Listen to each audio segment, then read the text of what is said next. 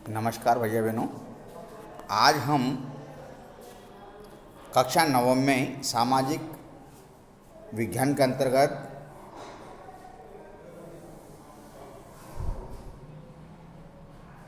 पाठ 1 फ्रांस की क्रांति में भाग 4 का अध्ययन करेंगे। आज हम पढ़ते हैं फ्रांस संवैधानिक राजतंत्र बन गया। फ्रांस संवैधानिक राजतंत्र कैसे बना, देखिए इसके बारे में पढ़ते हैं। नेशनल असेंबली ने सन 1791 में संविधान का प्रारूप तैयार कर लिया था। इसका जो मुख्य उद्देश्य था सम्राट की शक्तियों को सीमित करना था। जो संविधान निर्माण हुआ उसका मुख्य उद्देश्य सम्राट पर अंकुश लगाना, उसकी शक्तियों को पाबंद करना था। एक व्यक्ति के हाथ में केंद्रीकृत होने के बजाय अब इन शक्तियों को विभिन्न संस्थाओं जैसे विधायिका, कार्यपालिका और न्यायपालिका में विभाजित करके और उसको हस्तांतरित कर दिया गया। पहले क्या था, संविधान निर्माण से पहले शासन की समस्त शक्तियाँ किसके हाथ में थी? शासक यानी सम्राट के हाथ में थी। लेकिन जैसे ही संविधान निर्माण हुआ उसके बाद जो सम्राट की शक्तियाँ थी उनका विकेंद्रीकरण कर दिया गया, यानी अलग अलग संस्थाओं को सौंप दिया गया, जैसे विधायिका है, कार्यपालिका है और न्यायपालिका है। इस प्रकार फ्रांस में संवैधानिक राजतंत्र की नींव पड़ी। अब हम इस चित्र को देखते हैं, चित्र संख्या 7 को। इसमें जो शासक के ऊपर शासक की जो शक्तियों का विभाजन किया गया उसमें न्यायपालिका, कार्यपालिका और विधायिका है। तो न्यायपालिका का जो मुखिया होता है, न्यायाधीश, उसको मत देकर चुना जाता था। उसी प्रकार कार्यपालिका के अंदर किस किस को शामिल किया गया? सम्राट, नेशनल असेंबली और मंत्री। ये तीनों इन कार्यपालिका में कौन? सम्राट और मंत्री। तो जो तीसरा विकेंद्रीकरण हुआ शासन की शक्तियों का, वो विधायक के रूप में हुआ। सम्राट नेशनल असेंबली में 745 सदस्य थे जो सम्राट का चुनाव करते थे, और नेशनल असेंबली को भी कौन चुनते थे? वहाँ की जनता वोट देकर, मत देकर चुनती थी। यहाँ पे 2 प्रकार के नागरिकों का वर्णन किया गया है। फ्रांस के अंदर 2.8 करोड़ की जनसंख्या में सक्रिय और निष्क्रिय नागरिकों को शामिल किया गया। तो सक्रिय नागरिक वो जिनको मताधिकार, मत देने का अधिकार प्राप्त था। ऐसे लोगों की संख्या लगभग 40 लाख के आसपास थी।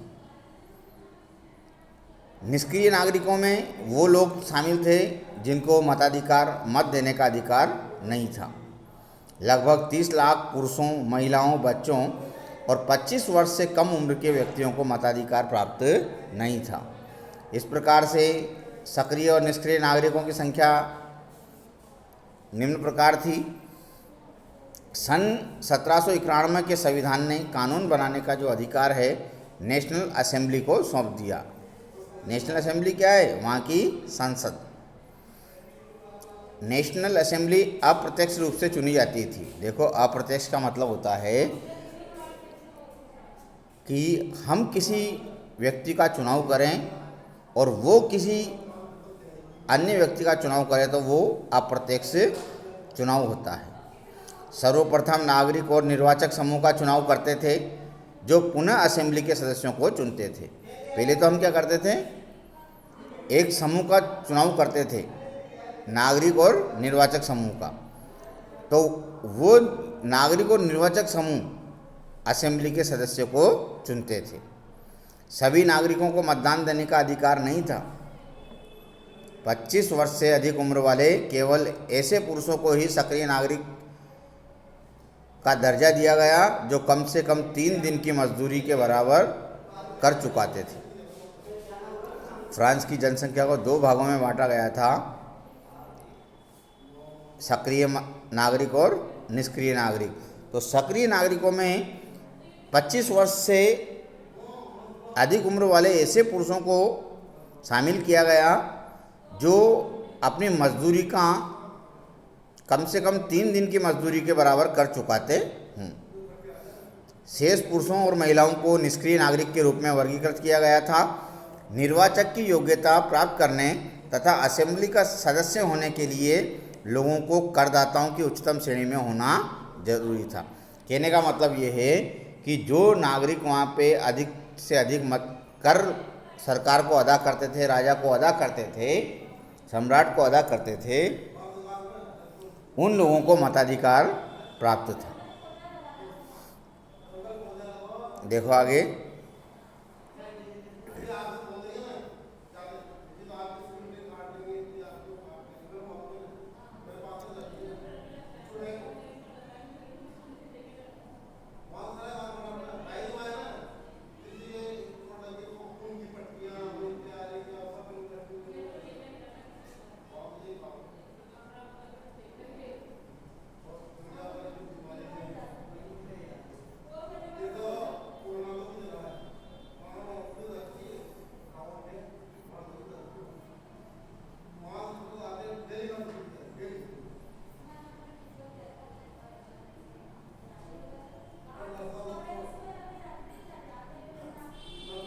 अब हम पढ़ते हैं राजनीतिक प्रतीकों के मायने।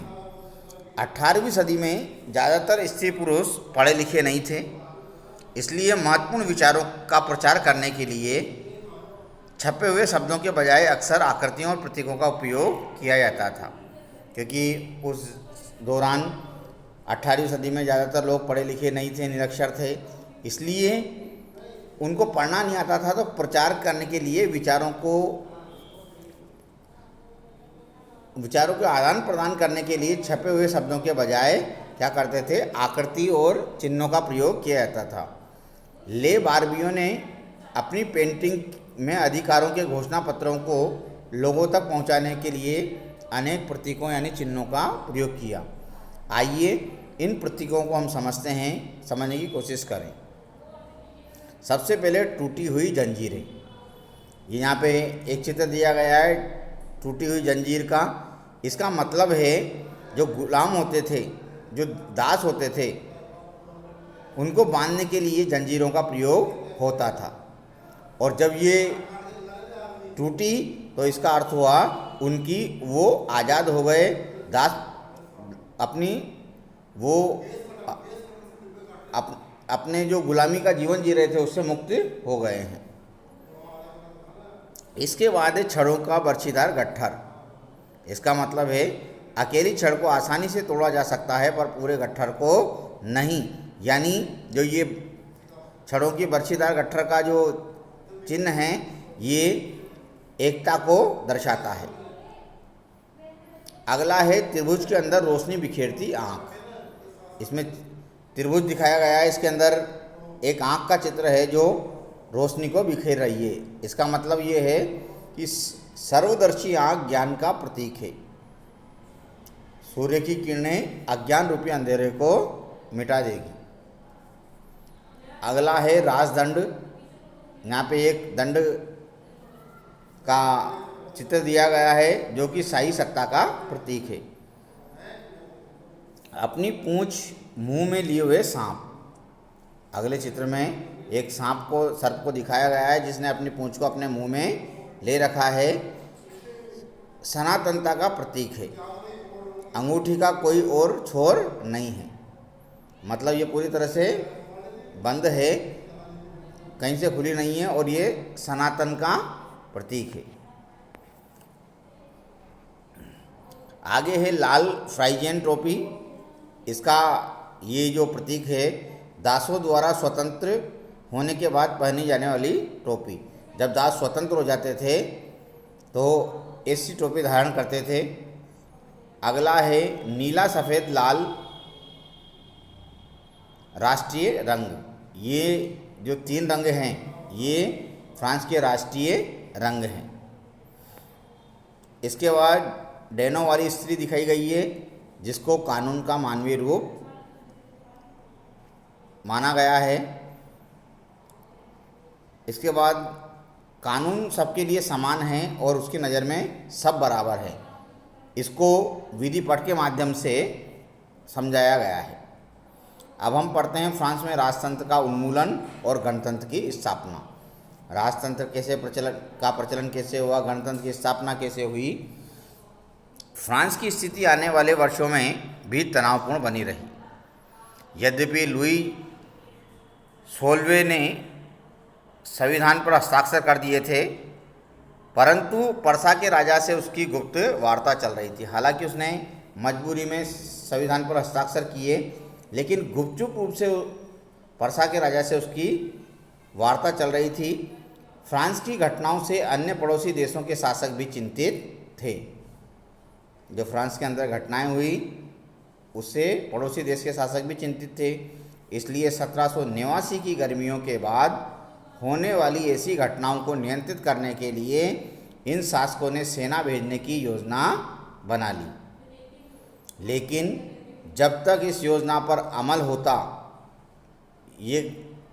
इस पर काम होता, अप्रैल 1792 में नेशनल असेंबली ने पर्सा और ऑस्ट्रिया के विरुद्ध युद्ध की घोषणा का प्रस्ताव पारित कर दिया था।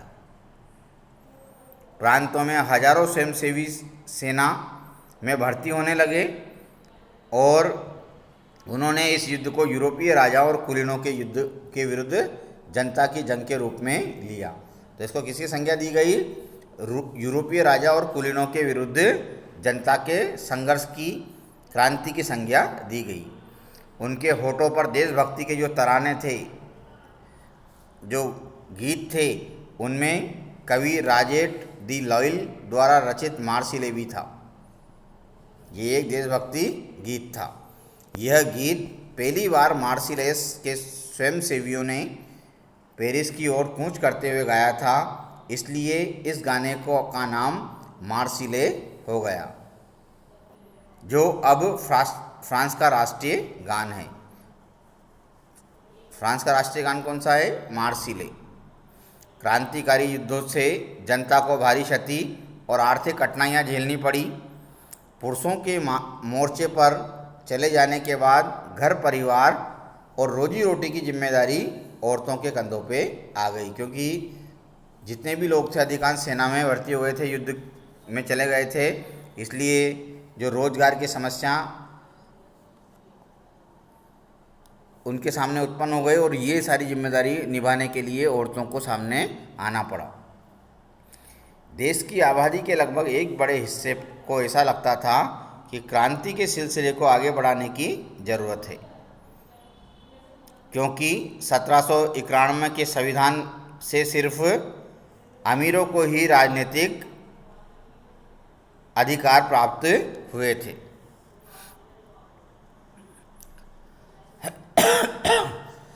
लोग राजनीतिक क्लबों में अड्डे जमाकर सरकारी नौकरियां और अपनी कार्य योजना पर बहस करते थे।